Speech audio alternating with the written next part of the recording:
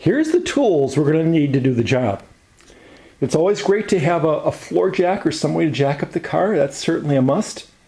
I love having a nice 4-way lug wrench, but maybe a 21 millimeter socket on the end of a breaker bar would work just as well or even better. Huge breaker bar. I really, see this huge breaker bar there? I got that at Harbor Freight for $8. I mean, talk about the best $8 I ever spent. Instead of busting your knuckles on using a ratchet or something like that and just cursing, you just have this huge breaker bar and boom, the bolts come right off.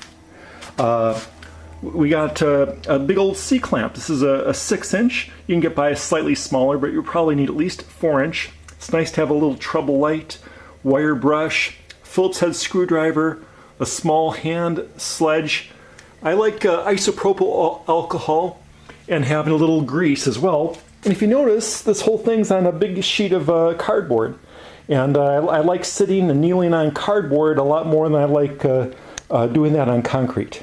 Car is still on the ground. It's always nice to crack the lug nuts a half turn, because they're really tight. You don't want to be doing that in the air. So you can see I got my my 21 millimeter 13/16 inch 4-way jack. I'm going to give each nut a half a turn. Start by jacking up the car, and if you'll notice, there's a central frame component that runs down the length of the car, and that's where the jack is lifting from. Okay, we got the wheel off. Let's look what we got here. We got a caliper, and it's resting in the caliper frame. So those are two different pieces, and we can kind of see the caliper is connected to the caliper frame. There's these rubber bellows here. We got a 14 millimeter bolt here, and a 14 millimeter bolt there. And then the caliper frame itself has 17 millimeter bolts. Here I'm touching one of them there, and the other one is, where is it? Okay, my finger's on the other one down there. Now, the 14 millimeter bolts aren't too bad, but make sure you've got a lot of leverage for the caliper frame 17 millimeter bolts, because it's really a lot easier when you have a lot of leverage. Okay, I removed the two 14 millimeter caliper bolts, and now the caliper comes up, and then we have to put it in a safe place. You see how we got brake lines there? We don't want to damage brake lines. So we got balanced up here. And normally I would have had it maybe resting on the rotor, but we have to take the rotor off. So we have to get it up out of the way to where it's not resting on the rotor. And some people will take a coat hanger wire and maybe put a little piece of coat hanger wire and tie it up to the spring or something like that. But this is good enough. Here's the brake pads. When we just pull and they come out, usually when I kind of pull from the top and in, because this little metal bar is in the way. We do the same thing in the back. Okay, these come out. And we notice that there's see that little piece of metal jutting out? That's on the inboard side. So just remember those on the inboard side. Kind of see these things. They're not dangerous, but they're worn. They definitely need to be replaced. This one looks a little thinner. It's a good thing I'm replacing them. Okay, I removed the two caliper frame bolts, and now the caliper frame just comes right out. Now with the caliper frame out of the way, there's no obstructions for removing the rotor. Now let's take a look at the rotor. Now if we notice, there's a Phillips head screw right there. There's a Phillips head screw right there. We just take those two Phillips head screws off, and the rotor should come right off, although it probably will be slightly rusted on there and won't just come off. So we'll get to that in a minute. Phillips heads, wait, these things were really loose and easy. I was really worried about this. Make sure you have like a number 2, a nice large number 2 Phillips head screwdriver. Okay, the rotor should just come off, but of course you pull on it and it doesn't come off. That's because even a nice clean California car like this, there's still a little bit of rust. So there's like a little bit of rust around the hub in here, and then there's a little bit of rust along the face. And on the other side, I found all I had to do is take a nice small handheld sledgehammer,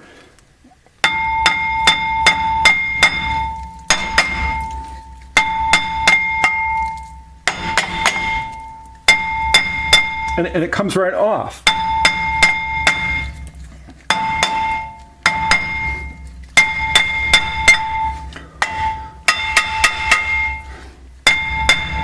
Well, it comes right off. Now it just comes right off. Is what it was is I needed two hands, so I had to turn the camera off. But I just gave it a big whack in the back like that, and eventually it was freed. Anyway, look how clean this is. There's just a little bit of rust in here. Like I said, just a touch of rust on the face. And boy, I don't know what was making it stick like that, but it was really on there. And it's a good thing I had that sledgehammer. Here's the new rotors compared with the old rotors. And you can see the old rotors actually look really, really good, don't they? I don't see anything wrong with them. And in the past, you know, when I was a younger man, I would have just reused these rotors no matter what. But I've got shaking, and I mean, these things look beautiful. There's hardly any wear on them, but I have shaking when I brake. So I've learned that if you replace the rotors, the shaking goes away and you get a rock solid front end. Okay, now we take the rubbing alcohol, put some on a paper towel, and then clean up any grease or oil off the rotor. You can see there's a little bit on there. Here I'm taking grease and putting a little bit of grease all over. Okay, I put it all around the center hub here where that rust was. Put it all along the face. Put it in these little holes where those little screws were. And then I put some on each stud to where when I go to take these wheels off again, they'll come off nice and easily. It's just something I always do. It's not in the books, but boy, next time you go to work on this thing, it'll make it a lot easier. Okay, we put the new rotor on there, making sure that we had it in the right holes to where the screws go in. And I put a bit of grease in here and a bit of grease in there and tighten these things up pretty tight. And we don't want them coming off. And now we're ready to attach the caliper frame and the calipers. Okay, here's the caliper frame. You can see the new glides. So anyway, we just pull from the bottom. These things unclip. There you go. You see there's like little tabs up on the top there. Maybe practice the old one once or twice putting it back on again. Take a little wire brush, clean it up a little bit. And then the new frame kind of goes in. First just tap, get the tab in there at the top, and then, okay, there it clips in. There it clips in. Nice and solid. There we go. Okay, we tighten down those frame bolts. And when I say tight, I mean really, really tight. I mean just as tight as they were when you took them off. And then pads just slide in there. You see how easy the pads go in.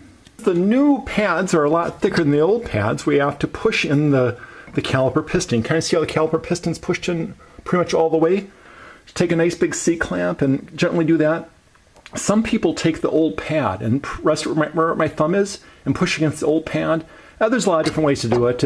And you know, it wasn't that, I mean, I didn't go crazy cranking it, just nice and easy. We don't want to break anything. There you go. We take the 14 millimeter bolts, put them back into the little flange right where the bellows is, and we're all set here. Now we're ready to put the wheel back on. Here's an important step, is you press on the brake pedal, gently press, and pump it up, and pump it till it's hard.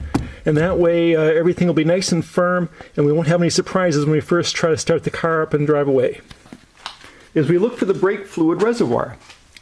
Now you can kind of see the level is right about there where my finger is, so that's just about a 1/4 inch above that full mark that's right there. That should be just fine.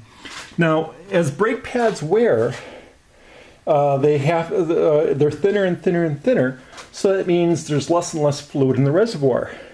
And now that I put the nice new big fat pads in there, the reservoir should come back up to where it's pretty darn close to full, just like it is now. And if not, we got problems. There might be a leak somewhere and have to go check for that.